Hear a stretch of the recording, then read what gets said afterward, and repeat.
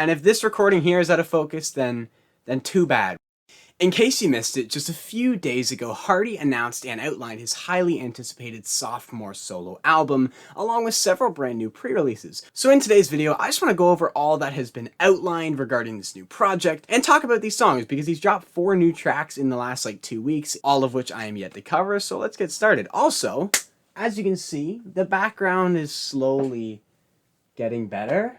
I added some stuff today, but unfortunately for you guys, that's all going to disappear about halfway through this video, because my stupid iPhone SE piece of trash was out of focus for the entire first half of my first attempt recording this video. I mean, wagwan, what the heck is this quality? I'm sick and tired of recording on my phone. I'm in the process of getting a camera. Apple, I hate you. Your phones suck. Unless you want to sponsor me, then we can talk. But until you sponsor me, your products absolutely suck, and I don't want anything to do with them anymore. I'm just trying to find a new camera right now. And if this recording here is out of focus, then too bad. Wait till halfway through the video and it'll sort itself out. Obviously, after his breakthrough year in 2019, Hardy quickly became one of the buzziest rising mainstream stars, which only made his stellar debut album A Rock that much more satisfying. And in the years since its release, my opinion on that album has not changed. Not only do I still think it's a near perfect album, but it's also one of my most revisited projects from that time period. But all good things must come to an end, and although Hardy's A Rock season faded out of focus, no pun intended, a while ago, this new announcement really draws a formal conclusion to that chapter of his career. It's time to focus now on what is to come, that being the Mockingbird and the Crow. Or I guess if you were gonna say it like it's spelt, the Mockingbird and the Crow! The album is set to come out on January 20th, 2023, which I absolutely called. I mean, it was obvious Hardy had a new album coming down the pipe in the very near future, but I just knew they were going to wait until the turn of the year to put it out. The earlier your album comes out, the bigger the numbers appear to be when the year begins wrapping up. It just looks so good on headlines when a label like Big Loud can say Morgan Wallen did more album sales than Drake in 2021, even though Morgan dropped literally the first week of the year and Drake waited till September. Now, do I think this early release date will allow Hardy to compete with some of the biggest names in music next year?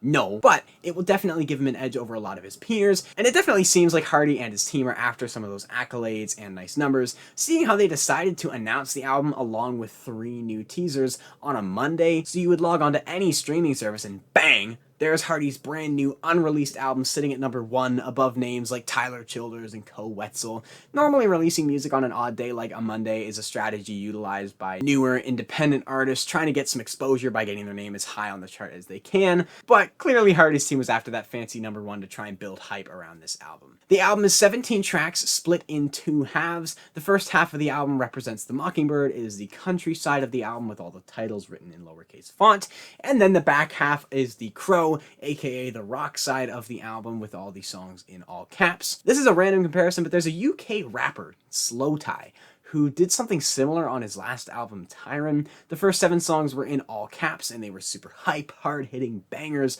but then it switches up and the last 7 songs were all in lowercase and were much more thought-provoking in your feels songs. Now you might be thinking, 17?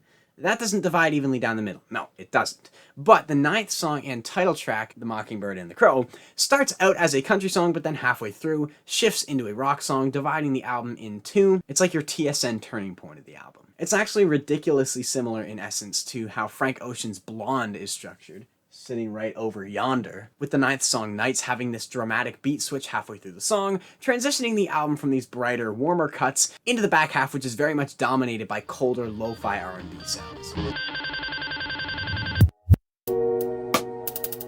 I actually really like how Hardy chose to structure this album, rather than releasing 2 separate albums or just having one scatterbrained mess of country and rock. I think this approach allows him to test the waters, push further into that rock sound, while still pushing out his countrier stuff that he's known for, and although both are on the same record, there is some separation. You're not going from a song like A Rock when your mom and dad are 10 feet tall to Sold Out. Wall to wall and still ain't sold out. As I said in the introduction of this video, there's 4 new songs that I still have to talk about. There's the title track, The Mockingbird and the Crow, Here Lies Country Music, and Truck Bed, which all came out this past Monday, and then Jack, which came out just over a week ago, but I just haven't gotten the chance to talk about it on the channel yet. I'm going to start with Jack because chronologically it came out before the others, and I also think it is the best of the 4 new songs I'm going to talk about in this video. As you can probably put together with the all caps title, Jack is on the rock side of the album, and it's this interesting listen sung from the perspective of a Jack Daniels bottle. And the bottle introduces himself as Jack to this younger guy, and despite claiming to not be the devil in the chorus, throughout the song, Jack really acts like the man on your left shoulder, like the devil just constantly pressuring this kid, but trying to come across as sincere and reassuring, saying you can ditch me if you wanna, but if you need a little, I can fix your problems, I always got your back, I can make you famous, by the way, my name is Jack. There's moments where Jack is trying to justify himself, but also moments like the start of the chorus where it almost sounds like he's getting fed up the kid hasn't caved yet, telling him don't listen to your mama, hell I ain't the devil. The second verse is definitely the most interesting in my opinion, where Jack is telling the kid to abandon his circle of friends and stick with him instead. The kid's friends are pissing Jack off because they are telling him he's broken and soulless and it's all Jack's fault, but Jack said all I did was make you happy, so to hell with them. I just think songwriting wise, Hardy nails the perspective, the conversational tone in which it is written makes it such an interesting listen because it sounds like Jack is talking directly to you. You feel like the kid on the other end of this exchange. It's also by far my favorite rock song so far. I enjoy how ominously gentle that guitar line is, and generally Jack is just much more melodic. There's not nearly as much screaming, which is really a deal breaker for me. Even though I want to like these new Hardy rock songs, I just cannot get behind the screaming. It's like nails on a chalkboard to me. I do not like it. I loved songs on his last album like Hate Your Hometown, where he's belting, but there's still melody.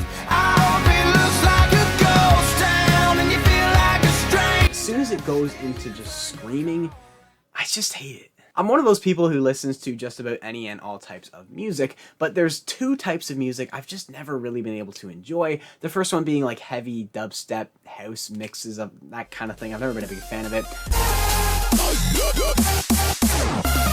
And the other is screaming. Not rock and roll, I love rock and roll, but screaming. It just ruins it for me. I have a friend who is big into all of that heavy metal rock stuff, and he has tried numerous times to get me on Screamo or whatever you want to call it, but quite frankly, I'd rather listen to an old man trim his toenails. We are done with the scream rock on the job site. That's it. It's banned. We are done with that, dude. And also this type of stuff that what are we doing with the roar, roar, roar, roar, dude? Like if I wanted to get screamed at, I'd become a travel hockey referee and operate out of London, Ontario. Of everywhere I have been from hockey, none bring that satanic energy like London hockey moms. They're so different.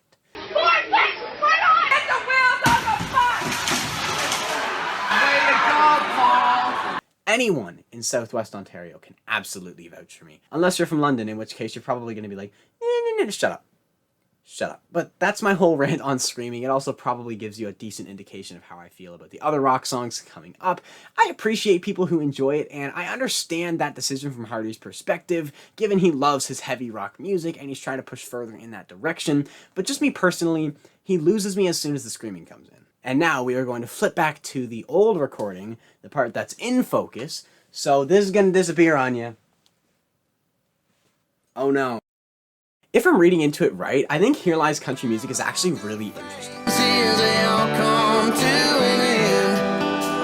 From the title, I was kind of expecting this to be a super dated trope about like boo-hoo, country music's dead, it's not what it used to be, and pause. If you're still sitting in your chair with that attitude, that's you refusing to leave your Waylon and Willie bubble. That's you refusing to look around at the great things happening right now in country music. But back to the song, if there's one thing I should know by now, it's to not judge a Hardy song by the title. Because there's always another meaning or context you never would have applied to the title unless you've heard the song. The song to me sounds like Hardy being sad that you can't write a basic country song anymore. The chorus says you can't cheat on the radio or be proud of where you're from, trucks ran out of red dirt roads, and beer quit getting you drunk. Writing for people like Florida Georgia Line, Hardy definitely would have seen the pushback on the bro country era. And I mean, there definitely still is a big disapproval when someone drops a basic southern lifestyle song about riding a truck down a red dirt road and getting drunk in a field. So even though I don't think there's anything wrong with wanting more from your music, and even though I do think those southern tropes were beaten to death and therefore are kind of just boring now, it is still interesting to hear the other side from someone like Hardy Hardy, who openly enjoys a more basic song about a country lifestyle that he can relate to. Which is an idea I think he explores more effectively on the title track, but I'll get to that in a moment. I just think this song is gorgeous. The harmonies are so thick, there's so many layers, it just scratches that itch. I was gonna say it's music to my ears, but I guess it quite literally is, so that saying doesn't really work here. Regardless, the acoustics, the steel, the harmonies, it's all I've ever needed and really well done here. The third track is the title track, The Mockingbird and the Crow. But now I'm a mockingbird with a microphone. Like I said on this track, I think Hardy does a better job of explaining his stance on country music and what he loves about it. He talks about growing up in a cliche southern town and buying a guitar from a pawn shop, and he sang country songs he heard and liked. He was like a mockingbird singing back what he heard, and when he moved out and began writing his own songs, it was still very much a product of his influence. Once he got a big record deal and started writing his own music, he was still that same mockingbird, now he was just a mockingbird with a microphone. But the really clever catch is halfway through the song, and album for that matter, it shifts into a darker rock sound. Hardy begins opening up more. On the front half, he sings about cooperating with the system, but now he's had enough and he wants to do his own thing. He's done being a mockingbird, singing the same tunes as everyone else. He wants to fly to his own line like a crow. It's so clever, and I love the slightly egotistical ways in which he proves to everyone that he doesn't need to follow the status quo to succeed. He says, "The way I sing might not be pretty, it may not be music to your ears, but when these wings roll through your city, my last name is all you hear." Obviously, since his stage name is his last name, whenever he rolls up, everyone's talking about how Hardy's in town. Super cleverly written, super neat concept, and it does sound really good. I think the transition into rock midway through makes a lot of sense artistically, and I do appreciate the very minimal screaming. Like I said, I can very much deal with and enjoy the more aggressive vocals when there's still a melody, and that is the case for pretty much the entire song. There's just a few moments I have to get through. But then there's Truck Bed. This ain't the one, Chief. She said, don't come home if you go to the bar. Yeah, honestly, Truck Bed has to be one of Hardy's worst songs in a minute. Like, what in the emo Walker Hayes is this? It genuinely sounds like Walker Hayes is going through an emo phase. What's going on? I think this song could have been cool, and I love how he references one of his older songs, Boots. In Boots, he went to sleep with his boots on because he knew in the morning his girl was going to kick him out, so he'd have to get walking. But in Truck Bed, he's been kicked out, so he says at least he took his boots off this time. But that's it. That's borderline my only compliment for this song. Granted, I like the guitar tone that is consistent throughout most of these songs, the same kind of riff you'll hear on a song like Jack, but gosh darn, the trap beat just makes Hardy sound so soft. He does not sound intimidating at all with that little bubble whistle beat going through the back. It's so awkward and out of place, and then out of nowhere it just jumps into a heavy rock chorus that just makes the song feel even more scattered. I woke up on the wrong side of the truck bed this morning. Like, he doesn't even double down on the trap direction. He just jumps ship and runs back to home base with the rock chorus, and man, it is just not the greatest thing Hardy's ever put out. But yeah, those are my thoughts on everything to currently do with Hardy. I'm excited for the country Mockingbird side of this album. I'm interested to see what he does with the crow rock side of the album, even though I'm well aware in all likelihood it is not going to be for me. I'm still interested to see what he brings. Hardy is still one of the most interesting figures in mainstream country music, and even if he's venturing beyond my preferences, I'm always glad to see artists prioritizing their own musical desires, making what they want to make, and Hardy is definitely doing that right now. Anyways, that's all I've got for you guys today. Be sure to let me know what you think of Hardy and this announcement and these songs in the comments below. If you enjoyed this video, a like really does help me out. Maybe consider subscribing for more country music content. In the description, you can find links to my Instagram, Discord, podcast, and Patreon if you'd like to support me or check me out on any of those. And yeah, until next time, I hope you guys have a great day.